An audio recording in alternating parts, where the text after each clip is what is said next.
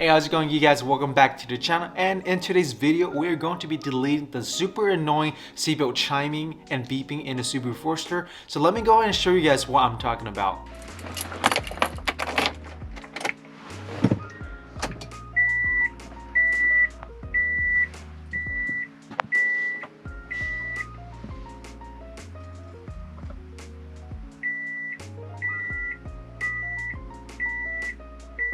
Now, just a quick disclaimer, we should always have our seatbelt on when we are driving the vehicle.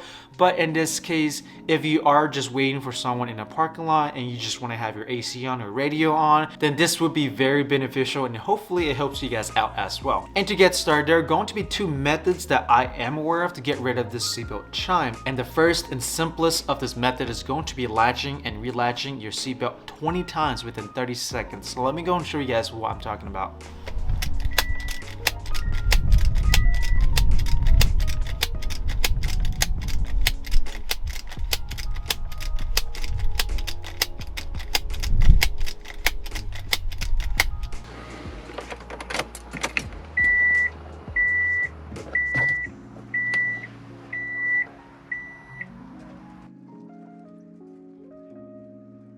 Alright, so that seems to have worked for me. You will notice that the chime did come on when I first started the car, but it's been about 30 seconds now and it hasn't come back. So I think this issue for me is fixed. Unfortunately, I know a lot of you guys are still struggling with this issue even after doing the 20 seatbelt sequence. So let's go ahead and go with the second option on getting this issue fixed. Now for the second method, it's a bit more complicated, but you're gonna want to go down under the driver's seat and there's going to be a little white clip with two yellow connectors.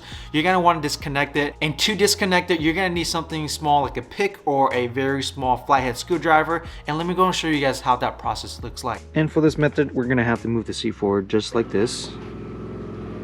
And we are now under the driver's seat. Let me go and bring you guys in closer, and you can see right there the connection that we are going to be looking for is this connection right here. It's the white one with the yellow end caps, and let me go ahead and show you guys how to disconnect this. As I mentioned earlier, you're gonna need a pick similar to this or something small like a flathead screwdriver. Now if you look closer right here, you will see a gap that you can actually stick in a flathead or a pick right here. So let me go and show you guys how that looks like.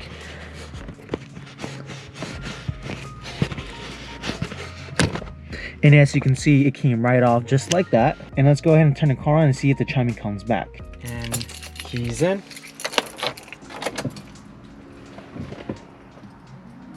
I don't hear any beeping, so let's go ahead and turn the car on to make sure there's no check engine lights that come on.